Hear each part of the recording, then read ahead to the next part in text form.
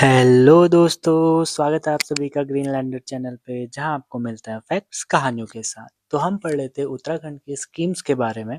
पिछली वीडियो में हमने बजट 2026-27 में जितनी भी स्कीम मेंशन थी जो इम्पोर्टेंट थी उनके रिगार्डिंग हमने अधिकांश जानकारी उसमें प्राप्त करी थी। उसमें कुछ स्कीम्स हमारी और बची हैं, उनको भी हम कवर करेंगे। लेकिन आज की वीडियो में जिन स्कीम के बारे में हम पढ़ेंगे वो प्रीवियस ईयर क्वेश्चन में पूछी गई है। यूके और यूके ट्रिपल एस सी के सारे एग्जाम 2000 आपके 9-10 से लेके 2022-23 तक के जितने भी एग्जाम हुए हैं यूके ट्रिपल एस सी और यूके पीएससी में, उसके पीवाईक्यू को एनालिसिस करके उसमें जितनी भी स्कीम्स पूछी गई थी उनके रिगार्डिंग सारी जानकारी हमने यहाँ पे इकट्ठा कर रखी है और उन्हीं के बारे में हम यहाँ पे क्या करेंगे, आज डिस्कस करेंगे। तो चलिए शुरू करते हैं। तो पहली स्कीम आज हमारी है गंगा गाय महिला डेयरी योजना। ठीक है, पहली स्कीम कौन सी है? गंगा गाय महिला डेयरी योजना। ये क्या है? उत्तराखंड सरकार की एक महत्वपूर्ण योजना है जिसका मुख्य उद्देश्य ग्रामीण महिलाओं को आर्थिक रूप से निर्भर बनाना और डेयरी व्यवसाय को बढ़ावा देना है। ठीक है, तो इसका मेन ऑब्जेक्टिव क्या हो जाएगा? जो डेयरी, जो हमारा दूध उत्पादन है, मिल्क प्रोडक्शन हमारा जो है, उसको इनहेंस करना है। इस स्कीम की क्या है मेन ऑब्जेक्टिव, उसका ये है। ठीक है, मोस्ट इंपोर्टेंट चीज की कब शुरू हुई थी? ये शुरू हुई थी आपकी 2015 में, इसको शुरू किया गया था। और इसका नोडल डिपार्टमेंट कौन सा है? आपका डेयरी विकास विभाग विभाग उत्तराखंड इसका नोडल डिपार्टमेंट है। ठीक है, इसका लक्ष्य क्या है? महिलाओं को स्वरोजगार देना, दुग्ध उत्पादन बढ़ाना और पलायन को रोकना। ठीक है, अगर आपको अपने गांव घरों में ही रोजगार मिल जाएगा तो माइग्रेशन होने के जो चांसेस होते हैं वो बहुत लीस्ट हो जाते हैं। तो जो मोस्टली जो रीजन होता है माइग्रेशन का वो रोजगार ही होता है। तो रोजगार की चाह में ही व्यक्ति अपने घरों को छोड़ते हैं, गाँव को छोड़ते हैं। तो अगर रोजगार अपने गाँव और घरों में हमको मिलने लग गया तो फिर माइग्रेशन की प्रॉब्लम एक काफ़ी एक्सटेंट तक क्या हो जाती है? कम हो जाती है। तो ये इसका क्या था? एक उद्देश्य था। ठीक है, उसके बाद उत्पादन में वृद्धि, इसका क्या है? एक मेन ऑब्जेक्टिव ये भी है। अब इन योजनाओं से लाभ किसको होंगे और किस प्रकार से होंगे? महिलाओं को दुधारू पशु गाय भैंस खरीदने के लिए आर्थिक सहायता। ठीक है, यानी कि गाय या भैंस अगर हम कहीं से खरीदते हैं तो उस पे क्या देगी सरकार? सब्सिडी देगी। 50 से लेके 75% तक हमको क्या मिल जाएगी? इसमें सब्सिडी मिल जाएगी। बैंक से हम इसको क्या ले सकते हैं? लोन के रूप में भी इस पैसे को ले सकते हैं। ठीक है, पशु शेड चारा आदि के लिए भी क्या मिलता है? इसमें सहायता इसमें प्रदान की जाती है। ठीक है, तो इस प्रकार से कौन सी हमारी स्कीम थी? गंगा गाय महिला डेयरी योजना। कब शुरू हुई थी? 2015 में। ठीक है, उसके बाद अगली हमारी जो योजना है उसका नाम है किसान प्रोत्साहन पेंशन योजना। ठीक है, ये एक प्रकार की कौन सी योजना है? पेंशन योजना है। तो इसमें क्या है? महत्वपूर्ण सामाजिक सुरक्षा योजना है जिसका उद्देश्य वृद्ध किसानों को आर्थिक रूप से सहारा देना है। ठीक है, किन के लिए? ये वृद्ध किसानों के लिए ये आपकी क्या है? स्कीम है। ठीक है, इसकी शुरुआत करी गई थी 5 जून 2013 से और समाज कल्याण विभाग ऑफ उत्तराखंड इसको क्या करता है? इसका नोडल डिपार्टमेंट है, उसको वो देखता है। ठीक है, उद्देश्य क्या था इसका? वृद्ध किसानों को आर्थिक सुरक्षा देना और खेती से जुड़े किसानों को सम्मानजनक जीवन देना। ठीक है, एक एज तक ही इंसान क्या कर पाता है? फील्ड में अपने फिजिकल स्ट्रेंथ के साथ क्या कर पाता है? काम कर पाता है, मोस्टली फार्मर के लिए। तो एक एज होने के बाद वो काम उनकी जो फिजिकल स्ट्रेंथ होती है वो इतनी नहीं रहती है कि वो क्या करे? फील्ड पे जाके काम कर सके। तो इस वजह से सरकार उनको क्या करती है? कुछ पेंशन प्रोवाइड कराती है जिनसे उनका जो वृद्धावस्था है, जो उनका बुढ़ापा है, वो किससे गुजरे, थोड़ा-सा उन पे आर्थिक रूप से वो क्या रहे? सक्षम रहे। तो इस वजह से सरकारी इस पेंशन को लाने का उसका उनका क्या था? मुख्य उद्देश्य था। ठीक है, 60 वर्ष से अधिक आयु के किसानों को नियमित आय देना। ठीक है, यानी कि इसके लिए एलिजिबल कौन होंगे? 60 साल से ज़्यादा आपको होने चाहिए, वही इसके क्या होंगे? आपके एलिजिबल होंगे। ठीक है, वृद्धावस्था में आर्थिक निर्भरता को कम करना और ग्रामीण अर्थव्यवस्था को मजबूत करना। ठीक है, योजना के लाभ क्या-क्या है देखेंगे। किसानों को 1000 से 1200 प्रति माह पेंशन, समय पर इस पे संशोधन भी होते रहते हैं, लेकिन 1000 से 1200 तक इस पे क्या मिलती है? आपकी पेंशन मिलती है। और अभी बढ़ के कितनी होगी आपकी? 1500 रुपए पर मंथ। आपकी जो करंट सिचुएशन इसका है वो कितना है? 1500 रुपए पर मंथ ही आपको क्या मिलती है? पेंशन दी जाती है। ठीक है, और 60 साल के बाद इसमें आपके क्या होगा? आपको ये पेंशन जीवन प्रयत्न मिलती रहेगी, यानी कि 60 साल के बाद आपको ये जब तक आप जीवित हैं तब तक ये पेंशन मिलते रहेगी। और पेंशन किस मोड से आएगी? आपकी डीबीटी मोड से आएगी। ठीक है, पात्रता क्या होनी चाहिए इसके लिए? उत्तराखंड के स्थायी आप निवासी किसान होने चाहिए, 60 वर्ष से अधिक आपकी क्या होनी चाहिए? वर्ष होनी चाहिए, और अधिकतम भूमि 2 हेक्टेयर तक आपके पास होनी चाहिए। ठीक है, उसके बाद कुछ स्रोतों से बीपीएल आय सीमा भी लागू बताई गई है और इस प्रकार के कुछ और इसके क्राइटेरिया है। लेकिन मेन हमारे पास ये 3 है कि उत्तराखंड का स्थायी निवासी होना चाहिए, 60 साल से ऊपर होना चाहिए, मैक्सिमम उसके बाद कितनी भूमि होनी चाहिए? 2 हेक्टेयर तक उसके पास भूमि होनी चाहिए। ठीक है, उसके बाद हमारी अगली जो स्कीम आती है वो आती है Uttarakhand livelihood improvement project for Himalayas. ठीक है, अब देखिए लाइवलीहुड इम्प्रूवमेंट प्रोजेक्ट है, यानी कि अपने जीवन स्तर को क्या करना है हमने बेहतर बनाने के लिए ये स्कीम निकाली है उत्तराखंड सरकार ने, ठीक है। इसको हम क्या शॉर्ट फॉर्म में क्या बोलते हैं, यूएलआईपीएच भी बोला जाता है, ठीक है। तो Uttarakhand livelihood improvement project for Himalayas, इसका अन्य नाम है आजीविका प्रोजेक्ट, इसका दूसरा नाम क्या है आपका आजीविका प्रोजेक्ट है। और इसकी शुरुआत कब हुई थी, 2004 में इसकी शुरुआत हुई थी। और ये कब तक चली थी आपकी, 2004 से लेकर 2012 से 13 तक चली थी, ठीक है। इसको लागू करने वाली एजेंसी कौन सी थी, उत्तराखंड ग्राम विकास समिति।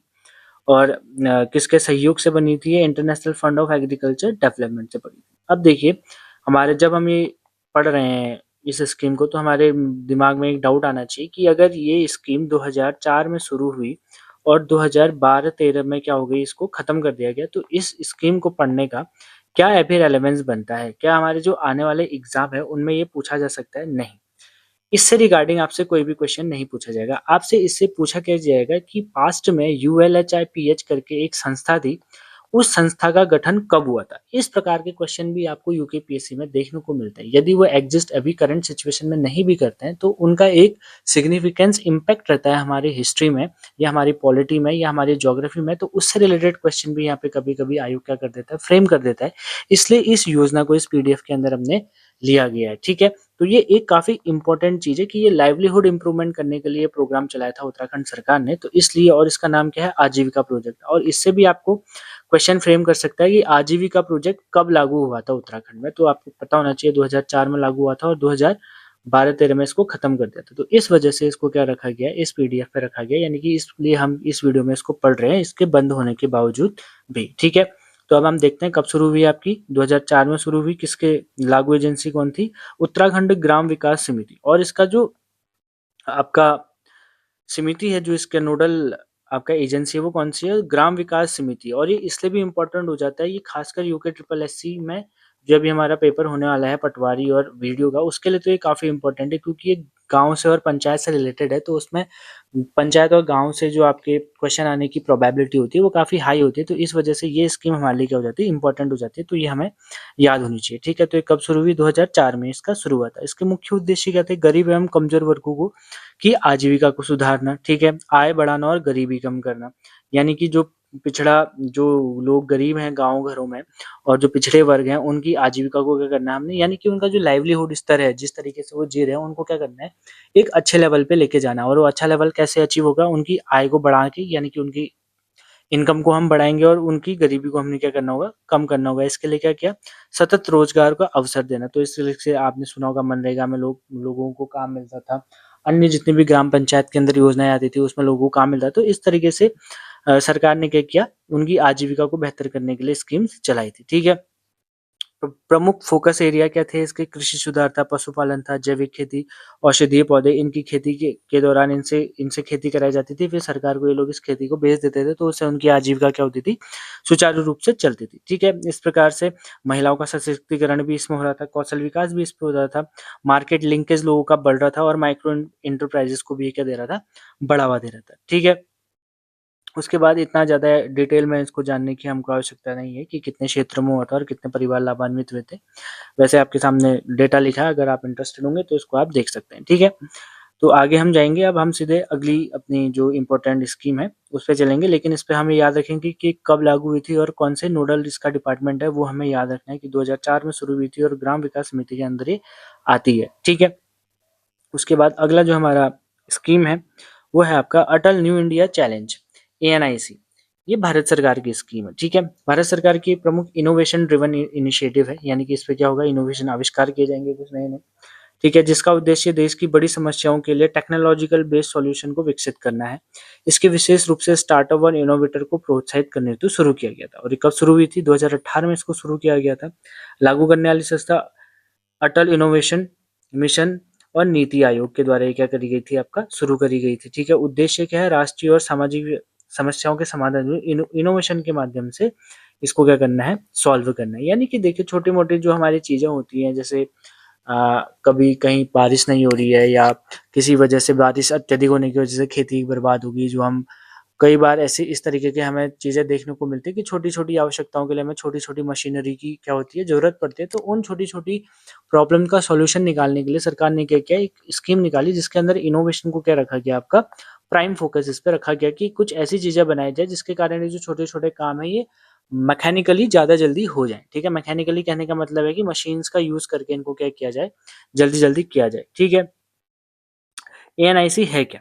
ये एक ग्रांट बेस्ड चैलेंज प्रोग्राम है जिसमें सरकार इन्वेंटर, स्टार्टअप, एमएसएमईज़ को आमंत्रित करती है कि देश की प्रमुख समस्याओं के लिए स्केलेबल सॉल्यूशन बनाएँ। ठीक है? वही बात जो अभी हमने की, जिस प्रकार से आप अगर इसका एग्ज़ाम्पल लेना चाहें तो शार्क टैंक जो शो आता है, उसके अंदर आप देखते हैं कि अलग-अलग एंटरप्राइज़ेज़ के लोग आते हैं और वो अपनी पिच देते हैं जिसमें वो अपने प्रोडक्ट को दिखाते हैं कि ये इस तरीके से काम करता है या इस तरीके से इनोवेशन के थ्रू वो अपने-अपने प्रोडक्ट को क्या करते हैं वहाँ पे स्कीम करते हैं और जो बड़े आपके इन्वेस्टर होते हैं फिर वो उनके बिज़नेस पे क्या करते हैं अपना इन्वेस्टमेंट करते हैं, तो उस हिसाब से सरकार ने इसको लेकर की थी। इसी प्रकार से सरकार ने भी क्या करी थी, आपकी स्कीम निकाली थी और उन्हीं स्टार्टअप वाले या जो छोटे एमएसएमईज़ हैं, उनको बुलाया था और बोला था कि आप इन छोटी-छोटी जो प्रॉब्लम्स हमारी जो डेली लाइफ में आती है, उनके लिए कुछ इनोवेशन कीजिए। ठीक है? और उसके बाद मुख्य उद्देश्य क्रिटिकल प्रॉब्लम का समाधान मेक इन इंडिया को इनोवेशन को बढ़ावा देना, स्टार्टअप एमएसएमई को सपोर्ट करना था और टेक्नोलॉजिकल एडॉप्शन को इसको क्या करना था, बढ़ाना था। ठीक है? उसके बाद हमारी अगली जो आती है मोस्ट इम्पोर्टेंट, आप इसको मार्क कर लीजिएगा, वीर चंद्र सिंह गढ़वाली पर्यटन स्वरोजगार योजना। ये उत्तराखंड की क्या है, उत्तराखंड रेवन स्कीम है। इस पे क्या है, देखिए इसका उद्देश्य है युवाओं को पर्यटन क्षेत्र में रोजगार देकर आत्मनिर्भर बनाना। ठीक है? पर्यटन क्षेत्र में हमको क्या देना है, रोजगार देना है और यह योजना खासकर पहाड़ी क्षेत्रों में रोजगार सृजन के लिए बहुत महत्वपूर्ण मानी जाती है। ठीक है? इसकी शुरुआत 2002 में हो गई थी। उत्तराखंड बना था 2001 में और अगले ही वर्ष 2002 में हमने क्या कर दी थी, ये जो वीर चंद्र सिंह गढ़वाली पर्यटन योजना है इसको हमने क्या कर दिया था, इम्प्लीमेंट कर दिया था। ठीक है? और ये किसके नाम पे रखी गई है, वीर चंद्र सिंह गढ़वाली जी के नाम पे इसको रखा गया। ठीक है? लागू विभाग कौन सा होगा, सिंपल सा इसका हम इसको हम कॉमन सेंस से भी सॉल्व कर सकते हैं कि पर्यटन विभाग जो हमारा टूरिज्म डिपार्टमेंट है उत्तराखंड का, वो इसका नोडल डिपार्टमेंट है। ठीक है? मुख्य उद्देश्य क्या है, युवाओं को रोजगार के अवसर देना, राज्य में पर्यटन विकास को बढ़ावा देना, पहले पलायन को रोकना, स्थानीय संसाधनों का उपयोग करके आपको क्या करनी है, अपनी आय बढ़ानी है। ठीक है? इस योजना में पर्यटन से जुड़ी कई गतिविधियों की सहायता दी जाती है। ठीक है? जैसे होटल और गेस्ट हाउस के निर्माण में आपको देखने को मिलेगा, रेस्टोरेंट और ढाबा आप बनाते हैं तो टैक्सी में आपको मिलेगा, एडवेंचर टूरिज्म में ट्रैकिंग कराते हैं या पैराग्लाइडिंग कराते हैं या आप नौका विहार कराते हैं, तो उसमें भी आपको क्या मिलती है, सहायता मिलती है। और हस्तशिल्प और स्थानीय उत्पाद में भी आपको क्या दी जाती है, यहाँ पे अनुदान प्राप्त किए जाते हैं। ठीक है? वित्तीय सहायता कैसे प्रदान की जाती है, बैंक के माध्यम से लोन और सब्सिडी देके। सामान्य वर्ग लगभग 25% आपको सब्सिडी मिल जाएगी जो जनरल कैटेगरी में है, और एससी एसटी महिला और पिछड़ा वर्ग जो है उनको 33% तक की क्या मिल जाती है, आपकी सब्सिडी मिल जाती है। ठीक है? और पात्रता क्या है इसकी, उत्तराखंड के स्थायी निवासी होने चाहिए, 18 से 40 वर्ष की इसमें आयु होनी चाहिए और कुछ मामलों में इसमें छूट भी मिल जाती है। न्यूनतम शैक्षिक योग्यता आपकी जो एजुकेशन होनी चाहिए वो 10th तक आप हाई स्कूल पास होने चाहिए और थोड़े से आपका पर्यटन क्षेत्र में भी आपकी क्या होनी चाहिए, रुचि यहाँ पे देखी जाती है। ठीक है? तो इस प्रकार से वीर चंद्र सिंह गढ़वाली कब लागू हुई थी, 2002 में लागू हुई थी, पर्यटन विभाग के अंदर आती है और इसमें क्या करते हैं हम, इतने सारे जो जितने भी हम टूरिज्म बढ़ाने के अंदर जितने भी कार्य हमें देखे जाते हैं उसके अंडर क्या करता है, अनुदान प्राप्त होता है, किससे, हमको सरकार से। ठीक है? उसके बाद अगली जो हमारी स्कीम है वो है उत्तराखंड हैंडलूम एवं हैंडीक्राफ्ट विकास परिषद। ठीक है? ये विकास परिषद है, राज्य की एक महत्वपूर्ण संस्था है। ठीक है? ये कोई स्कीम नहीं है, ये क्या है, एक संस्था है जिसका उद्देश्य पारंपरिक शिल्प, हथकरघा और हस्तशिल्प हैंडीक्राफ्ट उद्योग को बढ़ावा देना है। ठीक है? हैंडलूम और हैंडीक्राफ्ट को क्या करता है, ये एक तरीके से कंजर्व भी करता है और उनको क्या करता है, बढ़ावा भी देता है। ठीक है? इसकी स्थापना कब हुई थी, 2001 में इस विभाग को क्या, इस संस्था को क्या कर दिया गया था, आपका स्थापित कर दिया गया था। प्रकार की राज्य स्तरीय संस्था है, पूरे उत्तराखंड में इसका सेवा क्षेत्र है। ठीक है? संबंधित उद्योग विभाग के अंडर इसको देखा जाता है। ठीक है? पारंपरिक कला एवं शिल्प का प्रिजर्वेशन ये करते हैं। ठीक है? बुनकरों को क्या करते हैं, वेवर्स को क्या करते हैं, रोजगार प्रदान करते हैं और राष्ट्रीय और अंतर्राष्ट्रीय बाजार तक उनको क्या कहते हैं, उनका बनाया हुआ जो प्रोडक्शन है, उनके प्रोडक्ट को कहाँ पहुंचाते हैं, राष्ट्रीय और अंतर्राष्ट्रीय बाजार में इनको पहुंचाते हैं। ठीक है? उसके बाद इस पे क्या होता है, हैंडलूम और हैंडीक्राफ्ट उत्पादों का प्रमोशन किया जाता है, कारीगरों को ट्रेनिंग दी जाती है, एग्जीबिशन लगाए जाते हैं, जैसे हम देखते हैं सरस मेला, हम देखते हैं आपका जौनसारी मेला हमें हमें देखा जाता है, कई प्रकार के इस प्रकार से भोटिया मेला लगता है कई जिलों में हमारे। तो इस प्रकार से हम देख सकते हैं कि वहाँ हम देखते भी हैं कि कई प्रकार के डिशेज, कई प्रकार के उनके जो स्थानीय चीज़ें होती हैं उनके लिए बाजार लगते हैं, दुकानें लगाई जाती हैं। तो इस प्रकार से वहाँ एग्जीबिशन भी इनका किया जाता है और फिर जब चीज़ें क्या हो जाती हैं, पॉपुलर हो जाती है, तो फिर उनका एक्सपोर्ट भी किया जाता है। ठीक है, प्रमुख योजनाएं इसके अंदर बहुत सारी देखने को मिलती है। वेवर ट्रेनिंग प्रोग्राम होते हैं, सिलाई सीखने जो हम जाते हैं, कई हर जगह आपको देखने को मिलता है, हर डिस्ट्रिक्ट में हमें देखने को मिलता है कि सिलाई सिखाई जाती है free of cost. Design development के भी कई सारे प्रोग्राम चलाए जाते हैं। मार्केटिंग सपोर्ट स्कीम हमें देखने को मिलती है, सरकार द्वारा आजकल चलाई जा रही है। और एग्जीबिशन और फेयर, जैसे हमने अभी डिस्कस किया था कि सरस मेला लगता है, जौनसारी मेला हमें देखने को मिलता है, कई प्रकार के स्थानीय मेला लगते हैं। जैसे महोत्सव, कई विंटर महोत्सव होते हैं, आपके सरदोत्सव, इस प्रकार के जो महोत्सव होते हैं और जो मेले लगते हैं, उन पे भी कई प्रकार के प्रदर्शन किए जाते हैं। तो इस प्रकार से एग्जीबिशन और फेयर के माध्यम से भी इनका क्या किया जाता है, प्रमोशन किया जाता है। ठीक है, और इसमें जो होते हैं पश्मीना शॉल है, ऊनी वस्त्र हैं, लकड़ी के नक्काशी हैं, रिंगाल है, बांस है, थुलमा, पंखी, इन सारी जो ट्रेडिशनल चीजें हैं उनका क्या होता है, एग्जीबिशन यहाँ पे किया जाता है। तो इस संस्था को भी हम क्या करेंगे, ध्यान में रखेंगे, जिसका नाम क्या है, उत्तराखंड हैंडलूम एंड हैंडीक्राफ्ट विकास परिषद। कब बनी थी, 2001 में बनी थी। ठीक है, उसके बाद अगली जो हमारी आती है वो आती है चार धाम परियोजना। कौन सी परियोजना, चार धाम परियोजना। भारत सरकार की एक महत्वाकांक्षी इंफ्रास्ट्रक्चर योजना है, जिसका उद्देश्य उत्तराखंड के प्रमुख तीर्थ स्थलों को सर्व ऋतु ऑल वेदर सड़क से रोकना है। यानी कि ऑल वेदर रोड हमको बनानी है। यानी कि ऑल वेदर रोड कहने का मतलब कि देखिए, आप देखते हैं कि बरसात के टाइम पे क्या होता है, कई भूस्खलन वगैरह होने के कारण कई संवेदनशील इलाके हैं जहाँ बहुत ज़्यादा बारिश होती है, तो उस वजह से क्या होता है, पर्यटन हमारा रुक जाता है। और विंटर में हमें देखने को मिलता है कि बहुत ज़्यादा बर्फबारी होती है पहाड़ों पे, तो उस वजह से भी हमको पर्यटन रोकना पड़ता है। तो इन सब चीज़ों को ओवरकम करने के लिए, पर्यटन को एकदम 12 मास चलाने के लिए क्या क्या करना है, ऑल वेदर रोड हम क्या कर रहे हैं, यहाँ पे क्रिएट कर रहे हैं। और वो किसके अंदर कर रहे हैं, आपकी चार धाम परियोजना के अंदर। यानी कि सबसे पहले हम गंगोत्री, यमुनोत्री, केदारनाथ और बद्रीनाथ के जो रूट है, इनको ऑल वेदर रोड बनाने का सोच रहे हैं। उसके बाद पूरे उत्तराखंड को इससे क्या किया जाएगा, लिंक किया जाएगा। कब इसकी शुरुआत हुई, 2016 में इसकी शुरुआत हुई। घोषित नरेंद्र मोदी जी ने करी थी। कुल लंबाई इस सड़क की होगी 889 किलोमीटर। उसके बाद अनुमानित लागत 1200 करोड़ प्लस रुपया इसको दिया गया है। ठीक है, 12,000 करोड़ प्लस। और इसका जो मिनिस्ट्री है वो कौन सी, ministry of road and transport and highways की क्या है, आपकी मिनिस्ट्री के अंदर ये आती है। ठीक है, कब करी गई थी, 2016 में करी गई थी। ये हमारे लिए इंपॉर्टेंट है। ठीक है, चारधाम यात्रा को सुरक्षित और सुगम बनाना है, ऑल वेदर कनेक्टिविटी को प्रदान करना है, आपदा के समय तेज राहत और बचाव, पर्यटन के स्थानीय अर्थव्यवस्था को बढ़ावा देना है। ये हम डिस्कस कर लिया। ठीक है, परियोजना की विशेषता क्या है, सड़कों का चौड़ीकरण, नए पुल बनाना, भूस्खलन को रोकने के उपाय, और हर मौसम चलने लायक योग्य क्या बनानी है, हमने यहाँ पे सड़कें यहाँ पे बनानी है। ठीक है, उसके बाद अगली स्कीम जो हमारी है वो है अटल कन्या धन योजना। ठीक है, राज्य सरकार की एक महत्वपूर्ण है आपकी योजना है, social welfare educational support scheme है, जिसका उद्देश्य गरीब परिवार की बेटियों को शिक्षा के लिए प्रोत्साहित करना है। ठीक है, लागू किसने करी थी, उत्तराखंड सरकार ने करी थी।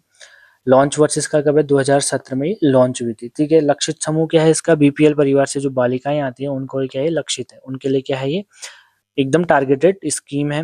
बालिकाओं को शिक्षा को बढ़ावा देना है, बाल विवाह को रोकना है। ठीक है, बेटियों के 12वीं तक की पढ़ाई के लिए प्रेरित करना है, आर्थिक रूप से कमजोर परिवार को सहायता देना, गर्ल चाइल्ड एम्पावरमेंट को बढ़ावा देना है। ठीक है, 12वीं पास करने पर 50,000 की एक एक मुफ्त सहायता दी जाती है। ठीक है, बैंक सीधे डीबीटी मोड में आएगी और उच्च शिक्षा विभाग के उपयोग के लिए इसको आप क्या कर सकते हैं, यूज कर सकते हैं। ठीक है, कितनी, 50,000 रुपए की इस पे क्या दी जाती है, आपको अनुदान दिया जाता है आपके 12th पास करने के बाद। ठीक है, पात्रता क्या है, आपके स्थानीय निवासी होनी चाहिए, उत्तराखंड के बीपीएल श्रेणी में परिवार होना चाहिए, 12th क्लास आपकी पास होनी चाहिए, और सरकारी मान्यता विद्यालय से आपने क्या होनी चाहिए, प्राप्त करी होनी चाहिए। ठीक है, उसके बाद अगली जो हमारी स्कीम है वो है विधवा Kalyan Yojana, window welfare scheme. ठीक है, उत्तराखंड राज्य की एक महत्वपूर्ण सोशल सिक्योरिटी पेंशन स्कीम है, जिसका उद्देश्य विधवा महिलाओं को आर्थिक सहायता और सामाजिक सुरक्षा देना है। ठीक है, ये विधवा महिलाओं के लिए चलाई गई स्कीम है, जिसमें विधवा महिलाओं को क्या दी जाती है, आपकी पेंशन दी जाती है। ठीक है, विभाग कौन सा है, समाज कल्याण विभाग है।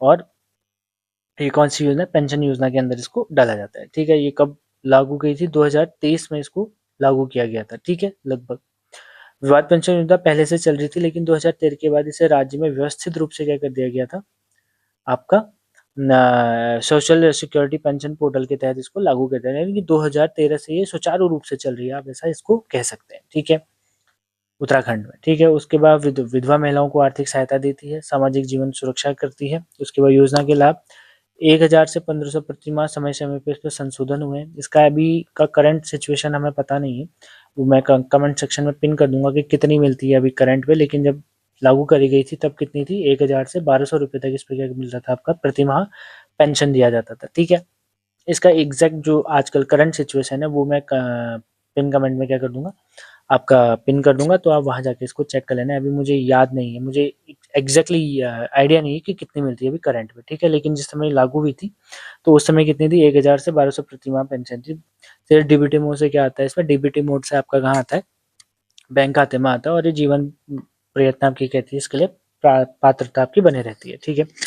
उसके बाद अगली जो हमारी स्कीम आती है वो आती है प्रधानमंत्री श्रम योगी मानधन मानधन योजना, ठीक है, पीएमएसवाई।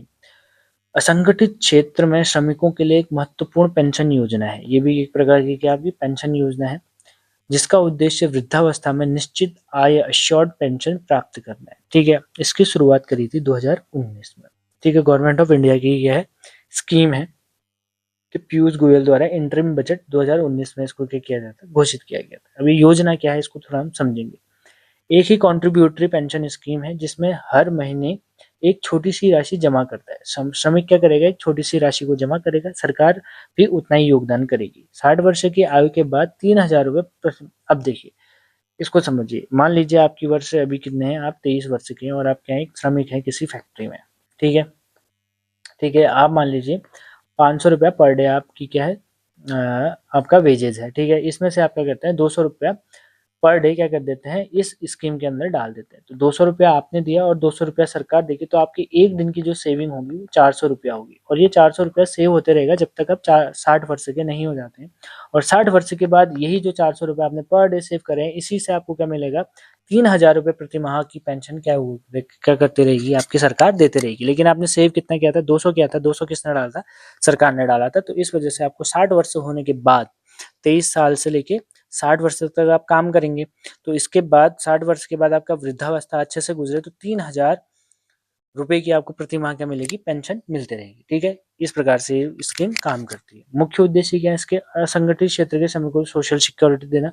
अब असंगठित क्षेत्र क्या होता है, देखिए लोग क्या करते हैं ना, कोई भी रेगुलर वर्क नहीं करते हैं। जैसे आपने कभी किसी व्यक्ति को कभी कुछ अलग काम करते हुए देखा होगा और सेम व्यक्ति को फिर अगले दिन कुछ और काम करते हुए देखा होगा। तो इस प्रकार से जो अलग अलग काम करते रहते हैं, एक निश्चित वर्क नहीं करते, तो उन्हीं ऐसे क्षेत्रों को क्या बोला जाता है, असंगठित क्षेत्र बोला जाता है, ठीक है। तो उनकी जो जिन इन क्षेत्रों में जो लोग काम करते हैं उनको क्या करना है, सोशल सिक्योरिटी हमको प्रदान करनी है, ठीक है। छोटे कामगारों को पेंशन सिस्टम में लाना है, यानी कि एवरीवन इन दिस कंट्री के आ जाए, पेंशन योजना के अंडर आ जाए। तो इस वजह से इस योजना का एक प्रकार से वो क्या है, उद्देश्य है। 3000 प्रति माह की निश्चित पेंशन 60 वर्ष के बाद आपको मिलेगी। सरकार द्वारा इक्वल कंट्रीब्यूशन किया जाता है। अगर आपने 200 रुपये डाले हैं तो सरकार भी कितना डालेगी, 200 रुपये डालेगी। मृत्यु के बाद स्पाउस को 50% आपकी क्या मिलेगी, पेंशन मिलेगी, ठीक है। पात्रता क्या है, 18 से 40 वर्ष तक के ही व्यक्ति इस पर कर सकते हैं, अप्लाई करते हैं। अगर 40 वर्ष से अधिक आप हैं तो उसके लिए आप एलिजिबल नहीं है। मासिक आय आपकी 15,000 तक होनी चाहिए, ठीक है। असंगठित क्षेत्र जैसे मजदूर, रिक्शा चालक, घरेलू कामगार आदमी और ईपीएफ सदस्य नहीं होने चाहिए। इन संस्थानों में वो नहीं होने चाहिए। वो क्या होने चाहिए, आपके श्रमिक क्षेत्र में ही होने चाहिए, ठीक है। मासिक योगदान आयु पर निर्भर करता है। 18 वर्ष के हैं तो आपको 55 रुपये प्रति माह देना है, 30 वर्ष में 100 रुपये प्रति माह और 40 वर्ष में 200 रुपये प्रति माह। जो हमने एग्जाम्पल लिया था पर डे में लिया था, वो समझाने के लिए था, लेकिन उसके लिए क्या है, आपके एग्जैक्ट क्या बने हुए हैं, आपके पैमाने बने हुए हैं। 18 वर्ष में 55 रुपये, 30 वर्ष में 100 रुपये, यानी कि 18 से 30 वर्ष तक, यानी कि 12 साल तक आप पर मंथ कितना रुपया जमा करेंगे, आपके 55 रुपये जमा होगा आपका। और 30 से 40 वर्ष तक फिर आपका कितना होगा, 100 रुपये जमा होगा पर माह। और 40 से फिर 60 साल तक आपके कितने रुपए जमा होंगे, 200 रुपये जमा होंगे। और उसके बाद आपको फिर क्या मिलेगी, 3000 रुपये प्रति मंथ आपको क्या मिलेगी, पेंशन मिलेगी। तो ये था आपका प्रधानमंत्री श्रम योगी मानधन योजना का पूरा जानकारी, क्या क्या उसके अंदर होता है और कितनी कितनी राशि उस पर मिलती है, ठीक है। उसके बाद अगली आती है बहुत इंपॉर्टेंट हमारी स्कीम है, वो है दीन दयाल उपाध्याय होम स्टे योजना, ठीक है। राज्य की एक प्रमुख, ये टूरिज्म डिपार्टमेंट की क्या है, आपकी टूरिज्म को बढ़ावा देने के लिए क्या बनाई गई है, स्कीम बनाई गई है। इस पे क्या होता है, जिसका उद्देश्य स्थानीय लोगों को अपने घरों को होम स्टे में बदलकर आय कमाने का अवसर देना है। यह योजना खासकर पहाड़ी क्षेत्रों में रोजगार और पर्यटन दोनों को बढ़ावा देती है, ठीक है। कि शुरुआत कब हुई थी, 2018 में की गई थी। नामकरण दीनदयाल उपाध्याय के नाम पे किया गया है। लागू उत्तराखंड सरकार के पर्यटन विभाग ने इसको किया लागू किया, ठीक है। इस योजना के तहत स्थानीय लोग अपने घरों में पर्यटकों के लिए किराए पर होम स्टे उपलब्ध कराते हैं। सरकार उन्हें रजिस्ट्रेशन, ट्रेनिंग और फाइनेंशियल सपोर्ट भी देती है, ठीक है। ग्रामीण क्षेत्रों में रोजगार सृजन होता है, पर्यटन गाँव तक पहुँचता है, पलायन रुकता है और स्थानीय संस्कृति और खान-पान को भी इसमें क्या मिलता है, बढ़ावा मिलता है। ये इम्पोर्टेंट पॉइंट है, ठीक है। अब इसमें क्या हो गया, जैसे होम स्टे आपने खोला तो मान लीजिए कि नीचे डाउन साउथ हमारे इंडिया से लोग उत्तराखंड घूमने आए और आपके घर में वो होम स्टे के तरीके से रह रहे हैं, आपके घर में उन्होंने बुक किया है ऑनलाइन, तो उसके बाद वो आते हैं तो वो आपका क्षेत्रीय खाना जो भी है, जिस क्षेत्र से भी आप बिलोंग करते हो उत्तराखंड में, वो आप उनको अगर क्षेत्र में देते हो और उनको खाना पसंद आया तो एक प्रकार से हमारा कल्चरल एक्सचेंज यहाँ पे देखने को मिलता है। कुछ हम साउथ के लोगों से सीखेंगे, कुछ साउथ के लोग हमसे सीखेंगे, तो इस प्रकार से कल्चरल एक्सचेंज क्या होता है यहाँ पे इस योजना के तहत देखा जाता है, ठीक है। योजना के लाभ क्या है, होम स्टे बनाने और सुधारने पर सब्सिडी दी जाती है, ब्याज पे भी छूट मिलती है, इंटरेस्ट पे ट्रेनिंग और हॉस्पिटैलिटी स्किल डेवलपमेंट हमको सिखाया जाता है, पर्यटन विभाग द्वारा प्रमोशन और मार्केटिंग सपोर्ट आपको देखने को मिलता है, ठीक है। पर्यटन विभाग प्रमोशन कैसे करेगा, जैसे आप कभी किसी ट्रिप पे गए हैं या कभी अपने गांव घरों पे भी गए हैं, जब हम रोड से जाते हैं तो हमें कई प्रकार के बोर्ड दिखाई देते हैं रोड के किनारे की होटल अहेड इन 2 किलोमीटर्स, इस प्रकार से होटल का नाम लिख दिया जाता है। तो इस प्रकार से क्या करता है वो, ये होर्डिंग लगाने में और ये प्रमोशन करने में पर्यटन विभाग आपके अन्य डिपार्टमेंट के साथ मिलकर क्या करता है, आपकी हेल्प करता है, ठीक है। इस प्रकार से पात्रता क्या है इसकी, उत्तराखंड का स्थायी निवासी होना चाहिए, घर का मालिक होना चाहिए, घर में अतिरिक्त कमरे उपलब्ध होने चाहिए और ये तो पर्यटन गतिविधि में रुचि होना, ठीक है। ये थोड़ा सा वैसा पॉइंट हो गया, कॉमन पॉइंट हो गया, ठीक है। और सब्सिडी कितनी मिलेगी ये इंपॉर्टेंट है, ठीक है। होम स्टे निर्माण और सुधार में लगभग 25% तक की सब्सिडी मिल जाएगी, यानी कि 75% आपको देना और 25% आपको कौन दे देगी, सरकार दे देगी, ठीक है। अधिकतम सीमा 10 लाख तक के प्रोजेक्ट पर लागू होती है ये, ठीक है। प्रोजेक्ट शायद अनुसार बदल सकता है ये, यानी सरकार अपनी लागत का एक हिस्सा खुद वहन करती है इसमें, ठीक है। इंटरेस्ट रेट बैंक लोन पर 5% तक आपको क्या मिल जाती है, इंटरेस्ट पे 5% की छूट मिल जाती है, ठीक है। कुछ स्पेशल कैटेगरी में महिला SC ST दूर से अतिरिक्त लाभ भी इस पे मिल सकता है, ठीक है। ये उदाहरण हम देख चुके हैं, चलो देख लेते हैं। मान लो आपने 10 लाख का होम स्टे बनाया, 25% सब्सिडी 2.5 लाख रुपए सरकार देगी, बाकी लाख आपको लोन ले लेंगे तो उस लोन पे भी आपको 5% का क्या मिल जाएगा, आपको ब्याज पे छूट मिल जाएगी, ठीक है। तो इस प्रकार से ये स्कीम क्या करती है, काम करती है। दीनदयाल उपाध्याय कब शुरू हुई थी, 2018 में ये शुरू हुई थी, ठीक है। उसके बाद अगली स्कीम हमको देखने को मिलती है state integrated cooperative development project, ठीक है। उत्तराखंड में एक सहकारिता को मजबूत करने के लिए चलाया गया वाला एक महत्वपूर्ण इंटीग्रेटेड डेवलपमेंट प्रोजेक्ट है, ठीक है। इंटीग्रेटेड कोऑपरेटिव डेवलपमेंट है ये याद रखिएगा, वो भी स्टेट का, ठीक है। इंटीग्रेटेड मतलब जुड़ा हुआ, ठीक है। किसने शुरू किया है इसको, उत्तराखंड सरकार ने। क्षेत्र कौन सा है इसका, कोऑपरेटिव सेक्टर में ये है। प्रकृति क्या है, integrated district block level development project, यानी कि डिस्ट्रिक्ट ब्लॉक आपके तहसील जितने भी है उन पे जितने भी डेवलपमेंट प्रोजेक्ट होंगे उनके ये सब क्या होंगे, इंटीग्रेटेड तरीके से काम करेंगे, ठीक है। उद्देश्य क्या है इसका, सरकारी समितियों का समग्र विकास करना है। कोऑपरेटिव जितनी भी समितियां हमारी उसका क्या करना है, विकास होना चाहिए। किसानों और ग्रामीणों को आर्थिक सहायता देना है।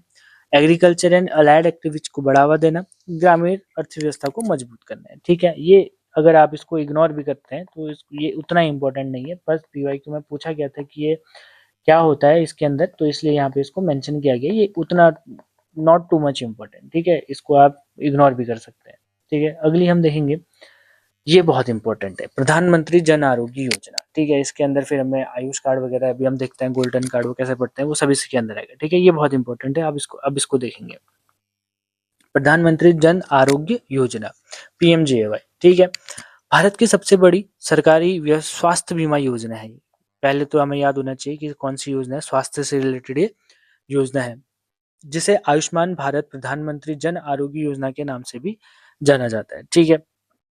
लॉन्च कब हुई थी, 23 सितंबर 2018 को इसको लॉन्च किया गया था। लागू किसने की थी, गवर्नमेंट ऑफ इंडिया ने की थी और घोषणा श्री नरेंद्र मोदी जी द्वारा इसकी घोषणा करी गई थी। अब ये है क्या, ये एक हेल्थ इंश्योरेंस या अश्योर्ड स्कीम है जो गरीब और कमजोर परिवार को मुफ्त इलाज की सुविधा देता है, ठीक है। यह योजना आयुष्मान भारत के अंतर्गत आती है, ठीक है। यानी कि गरीब लोगों को क्या हो रहा है इसमें, आपका मुफ्त में क्या हो रहा है, ये एक प्रकार का इंश्योरेंस है, जैसे हम हेल्थ इंश्योरेंस लेते हैं ना, उसी प्रकार का एक प्रकार का क्या है, हेल्थ इंश्योरेंस है। तो इसमें क्या होगा, मुफ्त में इलाज होता है, ठीक है। योजना के लाभ क्या है, प्रति परिवार 5 लाख तक का मुफ्त इलाज आपको मिलेगा, यानी कि प्रत्येक फैमिली जो है उसको कितने लाख तक का, 5 लाख तक का आपको क्या मिलेगा, जो इलाज है वो फ्री मिलेगा। सेकेंडरी और टर्शियरी केयर हॉस्पिटल भी कवर होंगे इसमें, ठीक है। सरकारी हॉस्पिटल में तो मिलेगा ही मिलेगा, लेकिन जो सेमी प्राइवेट और टर्शियरी लेवल पे जो हॉस्पिटल होते हैं उनमें भी आपको इसका क्या मिलेगा, आपका सहायता मिलेगा, जैसे सरकारी और इम्पैनल प्राइवेट हॉस्पिटल में कैशलेस और पेपरलेस ट्रीटमेंट इसमें किया जाएगा। ठीक है,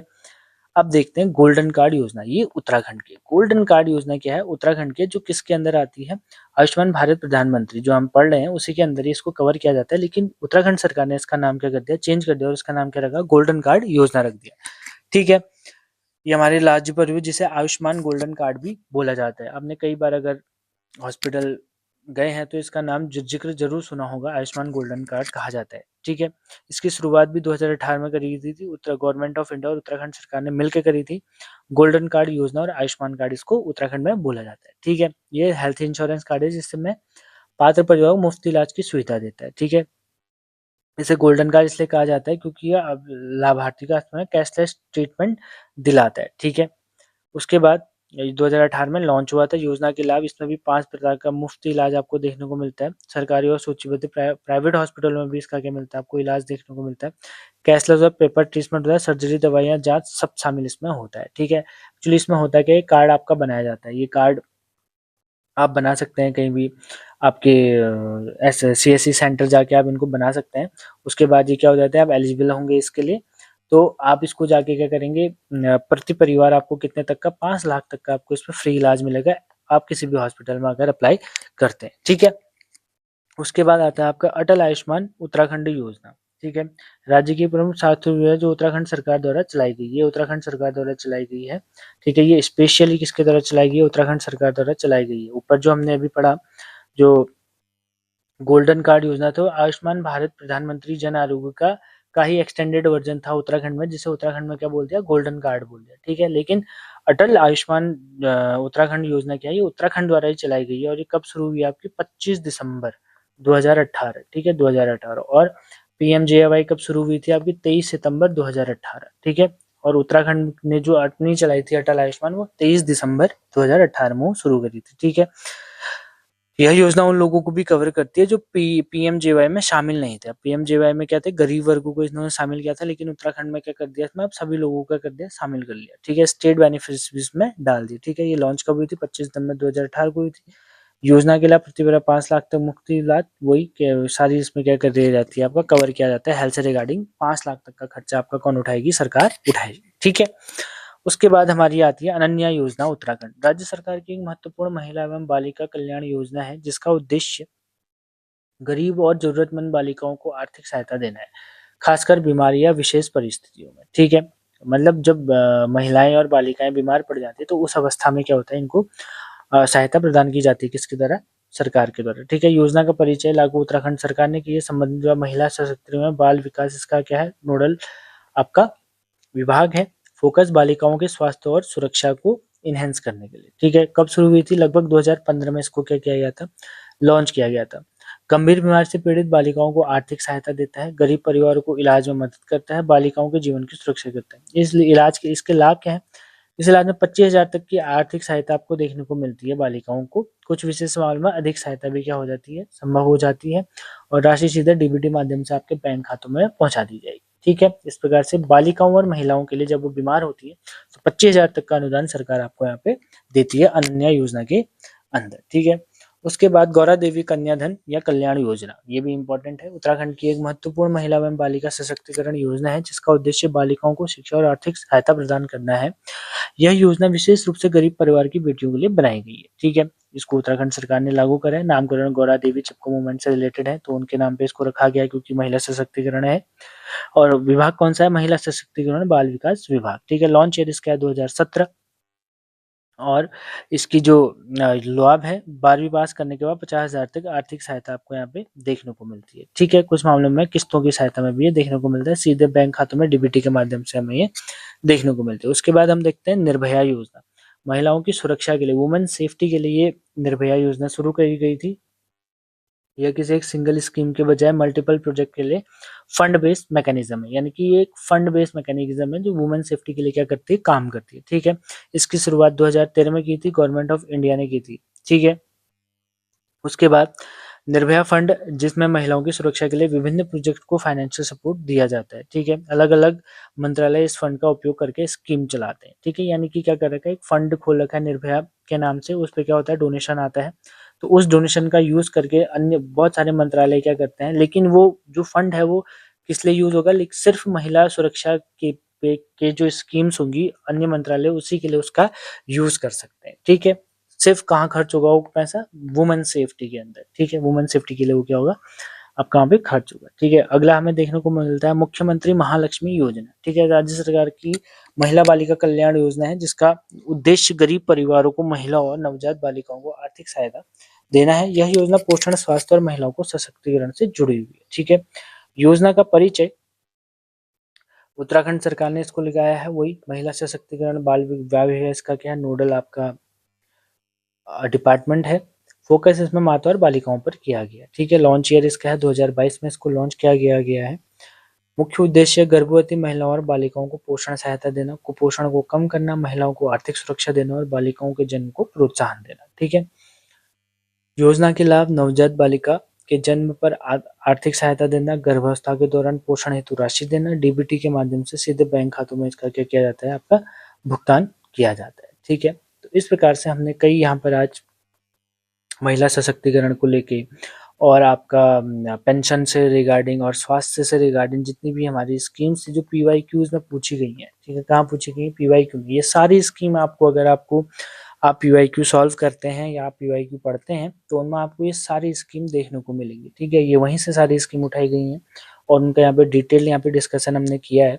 होप सो कि आपको ये सारी चीज़ें समझ में आई होगी और आपको सबके लॉन्च ईयर, कौन सी स्कीम कब लॉन्च हुई है, एटलीस्ट हमको ये तो पता होना चाहिए, क्योंकि ये डायरेक्ट क्वेश्चन पूछते हैं। पिछली वीडियो में भी हमने ये डिस्कस किया है कि जो लॉन्च ईयर है वो हमें एग्जैक्ट याद होना चाहिए कि ये स्कीम कब लॉन्च हुई थी, क्योंकि ये डायरेक्ट क्वेश्चन बनता है। सीधे 1 नंबर आपको देके जाएगा और 1 नंबर की अहमियत बहुत होती है, यही 1 नंबर डिसाइड करता है कट ऑफ क्लियर होगी या नहीं। तो इसलिए हमें कोई भी बेनिफिट ऑफ डाउट लेके नहीं जाना है, इसलिए हमें सारी जो लॉन्च ईयर है वो एकदम क्या होने चाहिए, क्लियर होने चाहिए। मेन जितनी भी स्कीम्स हैं उनके एटलीस्ट हमें यहाँ पे जो लॉन्च ईयर है वो तो हमें याद होनी चाहिए। तो होप सो कि आपको आज की वीडियो पसंद आई होगी और आपको सब समझ में आया होगा जितना भी हमने यहाँ पे डिस्कस किया है। यदि मुझसे कोई गलती होगी तो उसके लिए तहे दिल से सॉरी और जल्दी मिलते हैं अगली वीडियो में। तब तक के लिए थैंक यू सो मच।